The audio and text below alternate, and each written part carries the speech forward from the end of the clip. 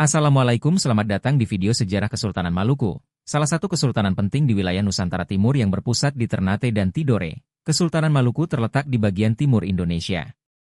Dalam video ini, kita akan membahas tentang sejarah awal, geografi, kependudukan, pemerintahan, dan masa akhir kesultanan ini.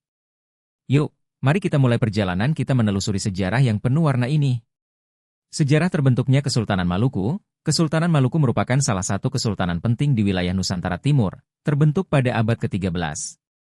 Sebelum terbentuknya kesultanan, wilayah Maluku telah dihuni oleh berbagai kelompok masyarakat yang membentuk kerajaan-kerajaan kecil. Kerajaan-kerajaan ini umumnya dipimpin oleh seorang raja atau kepala suku. Kerajaan-kerajaan kecil yang kemudian bersatu dan berkembang menjadi kesultanan yang lebih besar. Wilayah kesultanan ini meliputi berbagai pulau, termasuk Ternate, Tidore, Bacan, dan Jailolo, yang sebelumnya telah dipengaruhi oleh kerajaan-kerajaan lokal berbasis adat dan kepercayaan tradisional.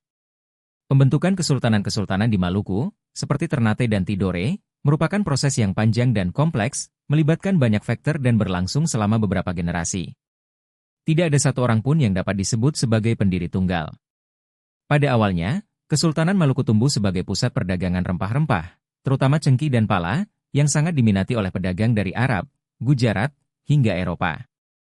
Berkat lokasinya yang strategis di jalur perdagangan internasional, kesultanan ini berkembang menjadi kekuatan maritim yang tangguh di Asia Tenggara. Puncak kejayaan Kesultanan Maluku terjadi pada abad ke-16 di bawah pemerintahan Sultan Baabullah Datu Syah. Saat itu, kesultanan berhasil mengusir Portugis dari wilayah Ternate pada tahun 1575, sekaligus memperluas pengaruhnya ke berbagai daerah lain di Nusantara Timur. Pembawa Islam di Kesultanan Maluku. Islam masuk ke wilayah Maluku melalui jalur perdagangan pada abad ke-14. Para pedagang dari Timur Tengah, Gujarat, dan Jawa berperan penting dalam menyebarkan agama Islam ke daerah ini. Mereka tidak hanya membawa barang dagangan seperti kain, rempah, dan keramik, tetapi juga ajaran Islam yang secara perlahan diterima oleh penduduk setempat. Tokoh penting dalam penyebaran Islam di Maluku adalah Syekh Mansur.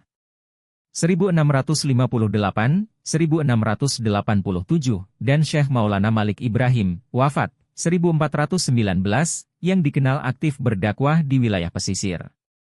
Penyebaran Islam semakin berkembang pesat ketika para pemimpin lokal, termasuk para raja dan bangsawan, memeluk Islam dan menjadikannya agama resmi kerajaan. Kesultanan Maluku dikenal sebagai pusat pengajaran Islam yang melibatkan banyak ulama lokal dan internasional. Selain itu, lembaga pendidikan Islam, seperti pesantren dan madrasah, didirikan untuk mendidik masyarakat, yang menjadikan Islam sebagai identitas budaya dan politik kesultanan. Dengan masuknya Islam, struktur pemerintahan kerajaan-kerajaan di Maluku mengalami perubahan. Sistem kesultanan yang terinspirasi dari sistem pemerintahan Islam diadopsi. Sultan sebagai pemimpin tertinggi memiliki wewenang dalam urusan pemerintahan, agama, dan militer. Faktor kemunduran atau keruntuhan Kesultanan Maluku. Kemunduran Kesultanan Maluku mulai terlihat pada abad ke-17.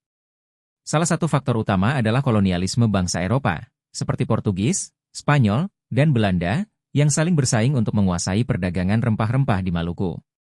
Konflik politik antara kesultanan dan kekuatan kolonial ini seringkali berujung pada perang yang melemahkan kekuatan lokal. Selain itu, konflik internal di antara para bangsawan turut memecah belah kesatuan kesultanan.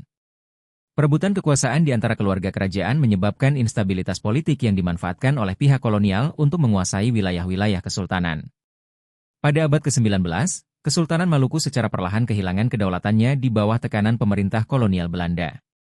Wilayah-wilayah strategis seperti Ternate dan Tidore sepenuhnya dikuasai Belanda pada akhir abad ke-19, menandai akhir dari kejayaan Kesultanan Maluku sebagai entitas politik yang berdaulat.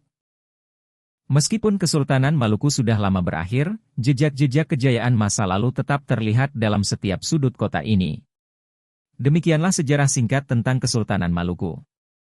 Semoga video ini memberi gambaran yang lebih jelas mengenai kejayaan dan kejatuhan salah satu kesultanan penting di wilayah Nusantara Timur. Terima kasih telah menonton, dan sampai jumpa.